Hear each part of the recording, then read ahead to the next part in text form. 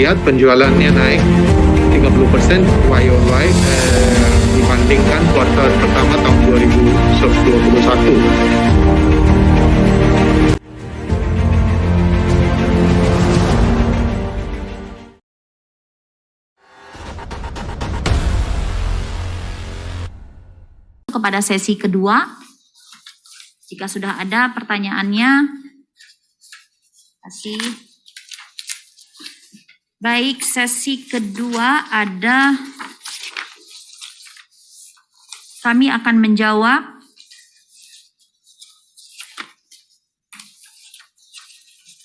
tiga pertanyaan di sesi kedua, Bapak Ibu ya, dan kita masih ada waktu. Untuk sesi kedua, pertanyaan pertama dari Bapak Wisnu Bagus, Berita 1. Oke. Dari Bapak Wisnu Bagus, Berita 1.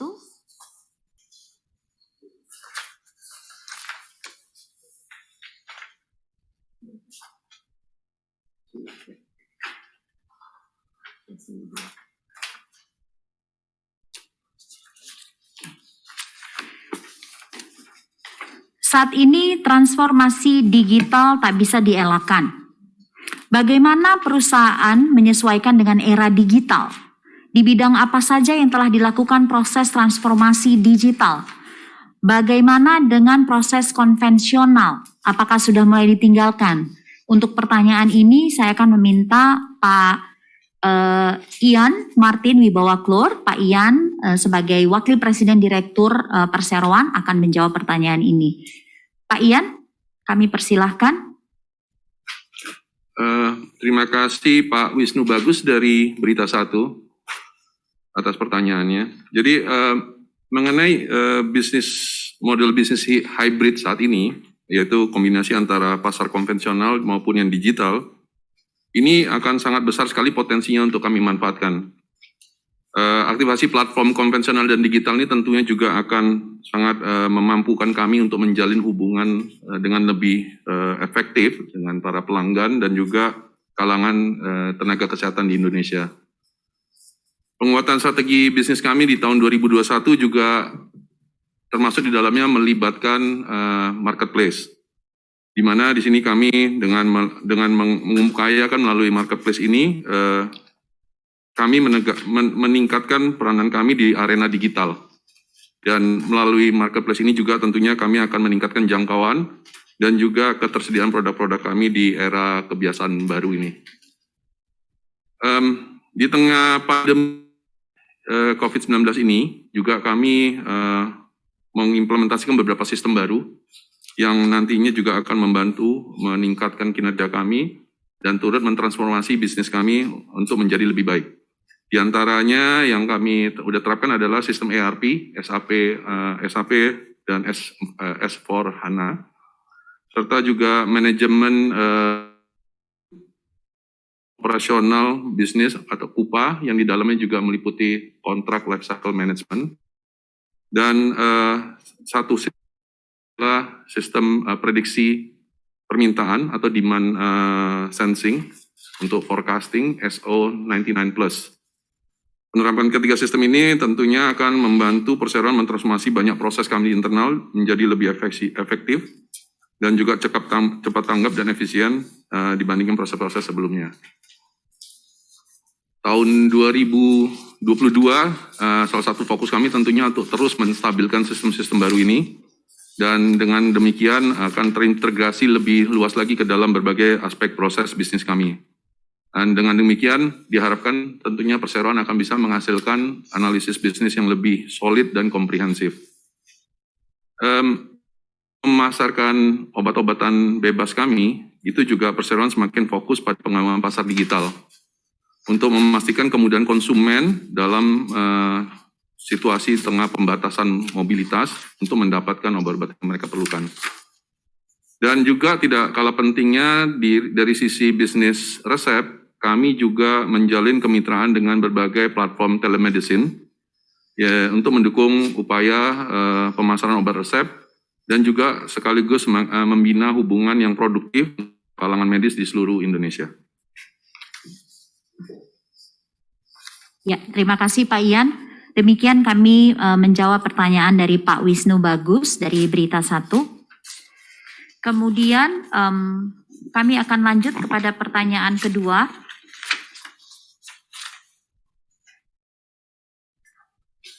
Saya rasa mungkin ada tambahan juga yang perlu disampaikan dari bisnis obat resep. Ya, mungkin Pak Bob, do you wanna add anything from Prescription Health Group? Thank you. Please, ya. Yeah, thank you, Ibu Widya, and thank you, Pak Wisnu, for the digital program in the healthcare segment will be enhanced and scaled up in 2022 and onwards. These digital-oriented marketing initiatives will be increasingly instrumental in achieving our business and driving the business and achieving our targets in 2022 as the company strives to leverage on its robust growth momentum. Ya, Perseroan akan terus meningkatkan keterlibatan program-program digital di segmen profesional healthcare, ya. Dan inisiatif pemasaran digital tersebut akan semakin berperan dalam mendorong Perseroan untuk mencapai target untuk tahun 2022, sambil tentunya terus berupaya untuk memanfaatkan momentum pertumbuhan yang kuat. Digital training, coaching workshops, and other competence building programs are continuously carried out to ensure learning and growth across the professional healthcare segment. This is aligned with the company's strategy to comprehensively respond to the pandemic situation in order to seize opportunities that may arise in the changing dynamics. Ya, program pelatihan digital, coaching workshop, dan program pengembangan kompetensi lainnya akan terus dilakukan untuk memastikan pembelajaran dan pertumbuhan berkelanjutan di seluruh segmen professional healthcare. Dan hal ini tentunya sejalan dengan strategi keseluruhan Perseroan dalam merespon situasi pandemi untuk dapat meraih kesempatan yang muncul dari setiap perubahan atau dinamika bisnis secara umum. Oke, baik. Demikian dari Professional Healthcare Group atau dari divisi obat resep kami mengenai perkembangan digitalisasi di Perseroan. Oke, berikutnya kami akan menjawab pertanyaan kedua untuk sesi kedua ini. Pertanyaan ini dari Pak Wisnu, Media Indonesia. Kebetulan Pak Wisnu punya 2 pertanyaan dan kami akan mencoba menjawab keduanya. Pertanyaan pertama dari Pak Wisnu, Media Indonesia. Perusahaan menerima penghargaan sebagai perusahaan berkinerja terbaik di Asia pada Asia Corporate Excellence and Sustainability Awards atau ACES Awards. Apa arti penghargaan ini bagi perusahaan? Untuk hal ini saya ingin meminta kesediaan dari Pak Ian, Wakil Presiden Direktur Perseroan, untuk dapat menjawab. Pak Ian. Terima kasih Pak Wisnu dari Media Indonesia.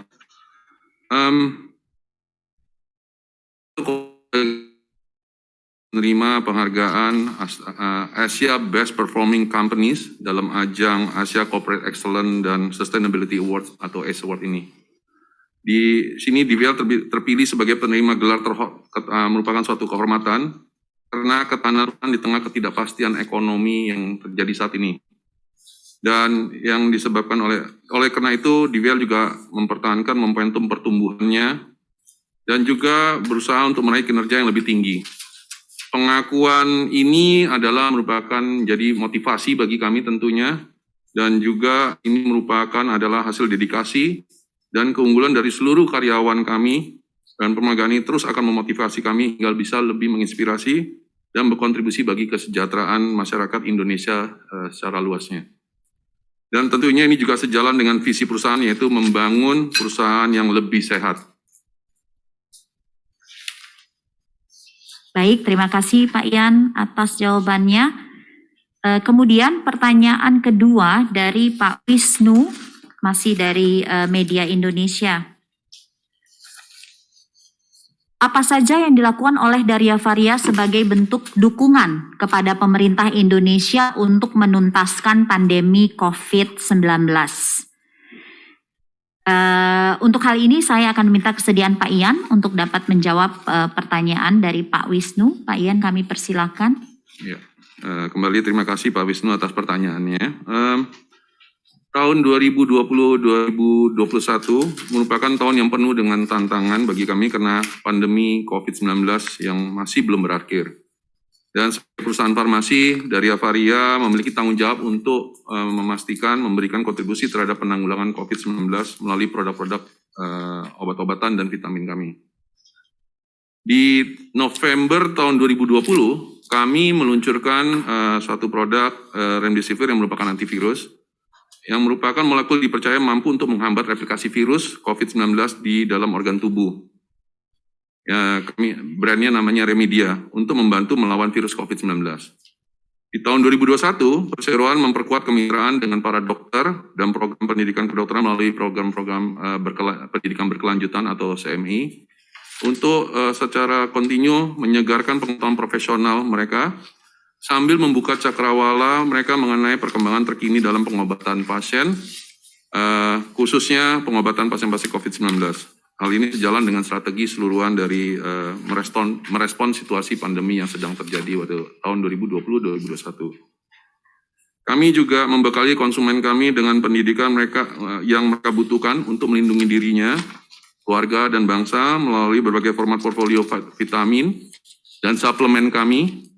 Sesuai dengan preferensi mereka, kami juga memiliki banyak program edukasi dan cara mengatasi batuk pilek, serta sakit kepala, demam, dan produk-produk yang tepat untuk mengatasi penyakit, baik itu ringan, berat, ataupun kombinasi dari berbagai penyakit lainnya.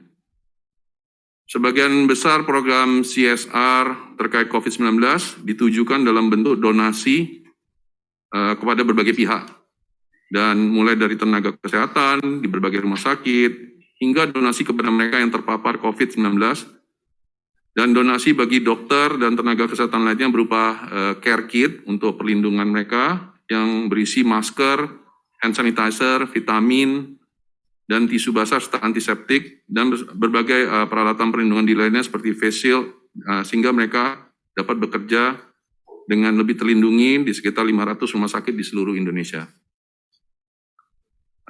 Di bawah bendera Enervon, Vise, Supertin, dan Biogesic, kami juga bekerja sama dengan berbagai penyedia layanan vaksinasi untuk menyelenggarakan program vaksinasi massal COVID-19 di sejumlah pusat-pusat vaksinasi, dan program vaksinasi diselenggarakan contohnya di Cempaka Putih, Jakarta, Bogor, BSD City, Tangerang, dan Malang, serta di Makassar yang juga melibatkan Vise dan Supertin.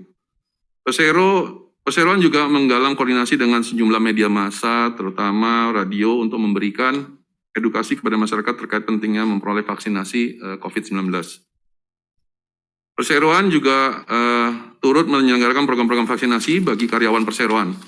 Hal ini dilakukan untuk mencapai kekebalan komunal atau yang disebut herd immunity, sehingga karyawan dapat bekerja dengan lebih aman dan terhindar dari paparan COVID-19. Per akhir tahun 2021, lebih dari 99% karyawan kami telah mendapatkan vaksinasi COVID-19, dan perseroan juga terus melengkapi karyawan perseroan dengan vaksinasi pneumonia, sehingga 87% karyawan telah mendapatkan vaksinasi pneumonia per akhir tahun 2021. Ya, baik. Terima kasih atas jawabannya, Pak Ian. Demikian pertanyaan ketiga di sesi kedua ini, Bapak Ibu. Terima kasih kembali kami ucapkan kepada Pak Wisnu dari Media Indonesia. Baik, karena sudah 3 pertanyaan, kita akan segera masuk kepada sesi ketiga atau sesi terakhir.